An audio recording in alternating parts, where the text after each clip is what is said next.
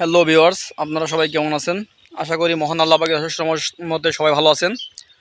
তো সবাইকে পড়ন্ত বিকেলের শুভেচ্ছা এবং আমার স্মার্ট কৃষির পক্ষ থেকে সবাই বলি আসসালামু আলাইকুম।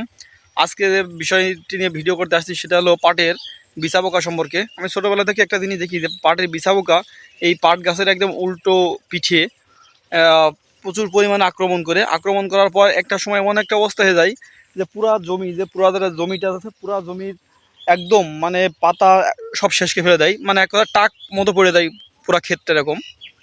তো সেই ক্ষেত্রে সর্বপ্রথম যখন আপনারা দেখবেন যে বিছা পোকার আক্রমণ দেখা যাবে বা বিছা পোকার লক্ষণ দেখা যাবে, তখন কম পরিমাণ হলে তখন ওই গাছগুলো তুলে পোকা সহ তুলে ওটা বাড়িতে পুঁতে ফেলবেন না পুড়িয়ে ফেলবেন, এটা বা পোকাকে নষ্ট করে ফেলবেন।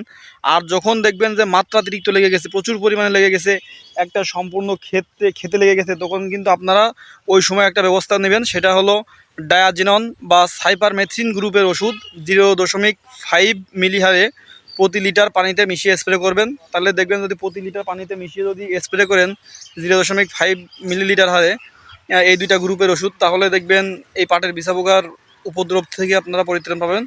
তো দেখুন, যারা ভিডিওটি প্রথম থেকে শেষ পর্যন্ত দেখলেন প্রত্যেকের প্রতি সুস্বাস্থ্য এবং দীর্ঘায়িতা কামনা করে আজকে ভিডিওটি এখানে শেষ করছি। আসসালামু আলাইকুম।